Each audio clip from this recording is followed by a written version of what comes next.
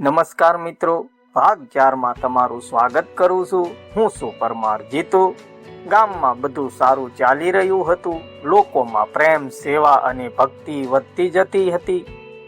પણ કરણના મનમાં એક અજીબ અહેસાસ થવા લાગ્યો, જાણે કોઈ મોટી પરીક્ષા નજીક આવી રહી હોય. એક રાત્રે કરણ મંદિરમાં એકલો બેઠો હતો. દીવો ધીમે ધીમે ઝળહળતો હતો અને આસપાસ શાંતિ છવાઈ હતી. અચાનક મંદિરની અંદર એક તેજ પ્રકાશ ફેલાયો. કરણે આંખો ઊંચો કરીને તેના સામે જોયું તો કુળદેવી માતાજી પ્રગટ થયા. કરણ તરત જ પગે પડી ગયો. માતા, આપના દર્શન હું ધન્ય થઈ ગયો.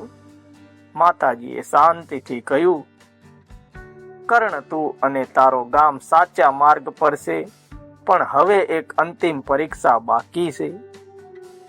કરણ થોડો ગભરાયો. કઈ પરીક્ષા માતાજી? માતાજીએ કહ્યું, કાલે તમારા ગામમાં એક એવો સમય આવશે જ્યારે ત્યારે નક્કી કરવું પડશે પોતાનો લાભ કે બીજા લોકોનો જીવ.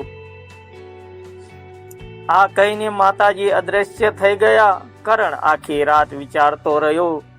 બીજા દિવસે સવારે ગામમાં અચાનક એક ભયંકર ઘટના બની. ગામની નજીક જંગલમાં આગ લાગી ગઈ. આગ ધીમે ધીમે ગામ તરફ આગળ વધવા લાગી. ધુમાડો આકાશમાં છવાઈ ગયો. લોકો ડરી ગયા. કરણે તરત જ બધાને બોલાવ્યા. બધા લોકો તરત ગામ ખાલી કરો. પણ એક સમસ્યા હતી.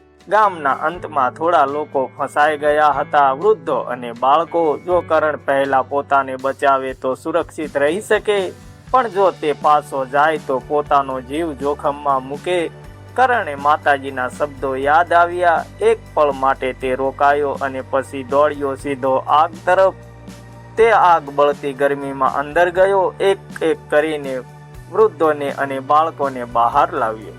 ગામના લોકો આશ્ચર્યથી જોઈ રહ્યા હતા. કરણ આખરે છેલ્લો બાળક લઈને બહાર આવ્યો, પણ તે ખૂબ થાકી ગયો હતો. આગ હવે વધુ નજીક આવી રહી હતી. બધા લોકો ચીસો પાડતા હતા, કરણ બહાર આવ.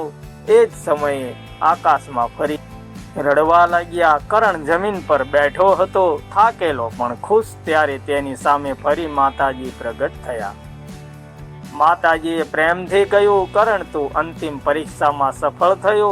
તું પોતાનો જીવ જોખમમાં મૂકી બીજા લોકોની જાન બચાવી. કરણની આંખોમાં આંસુ આવી ગયા. માતા, આ બધું આપણી કૃપાથી છે. માતાજીએ આશીર્વાદ આપતા કહ્યું, આ ગામ પર મારી કૃપા હંમેશા રહેશે, કારણ કે અહીં સાચી ભક્તિ, સેવા અને એકતા છે.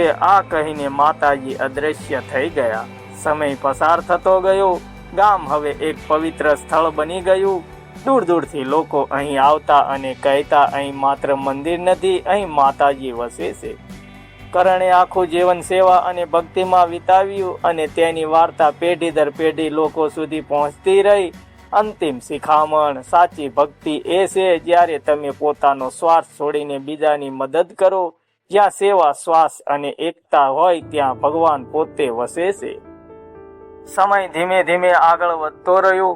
ગામ હવે માત્ર એક ગામ નહોતું રહ્યું, તે ભક્તિ, સેવા અને એકતાનું પ્રતીક બની ગયું હતું.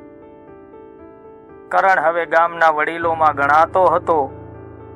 લોકો તેને માર્ગદર્શન માટે પૂછતા અને હંમેશા એક જ જવાબ આપતો, માતાજી પર વિશ્વાસ રાખો અને સારા કામ કરતા રહો. એક દિવસ ગામમાં એક નવો યુવાન આવ્યો. તેનું નામ હતું વિરાટ. વિરાટ શહેરમાંથી આવ્યો હતો. તે ખૂબ જ બુદ્ધિશાળી હતો, પણ તેને ભક્તિ અને ચમત્કારમાં કોઈ વિશ્વાસ નહોતો. તે ગામના લોકોને કહેતો, આ બધું માત્ર સંયોગ છે, કોઈ માતાજી આવીને મદદ કરતી નથી.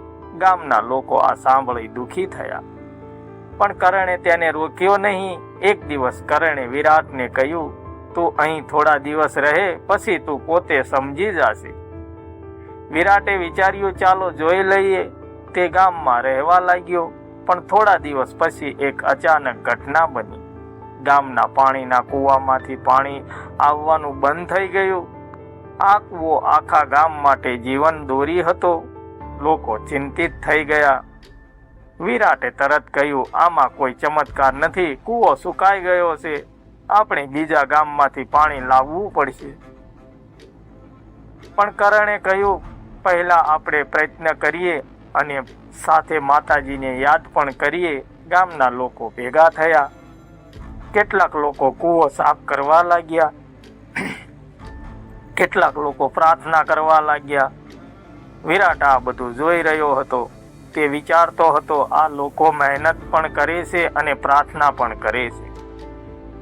રાત્રે વિરાટને ઊંઘ આવી નહીં. એકલો કૂવા પાસે ગયો અને ત્યાં તેને કંઈક અજીબ લાગ્યું. કૂવાની અંદરથી હળવો પ્રકાશ દેખાતો હતો. વિરાટ ધીમે ધીમે નજીક ગયો અને તેને એક અવાજ સંભળાયો. જ્યાં વિશ્વાસ અને મહેનત સાથે હોય ત્યાં ક્યારેય અસત રહેતી નથી. વિરાટ ડરી ગયો, પણ સાથે સાથે આશ્ચર્યમાં પડી ગયો.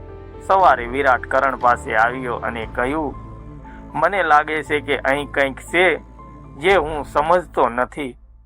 કરણ હળવા સ્મિત સાથે બોલ્યો, સમજવાનો પ્રયાસ ન કર, અનુભવ કર. તે દિવસે બધાએ ફરી મહેનત શરૂ કરી.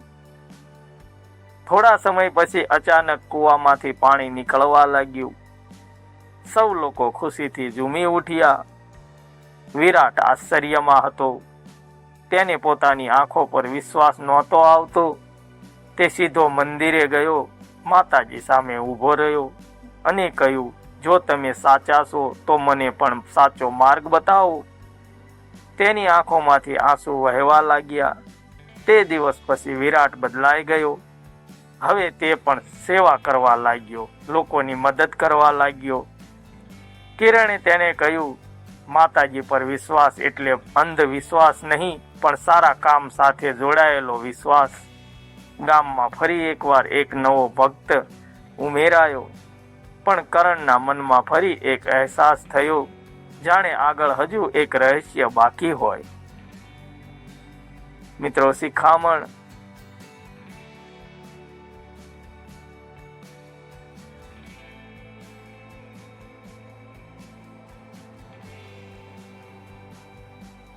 વિશ્વાસ અને મહેનત બંને સાથે હોય તો સાચો ચમત્કાર થાય છે. માત્ર પ્રાર્થના નહીં, પરંતુ પ્રયત્ન પણ જરૂરી છે. તો મિત્રો, સ્ટોરી સારી લાગી હોય તો લાઈક, કમેન્ટ, શેર કરવાનું ભૂલતા નહીં. અને હા મિત્રો, કમેન્ટમાં કુળદેવી માતાજી તમારા કયા છે એ પણ લખવાનું ભૂલતા નહીં. જય માતાજી.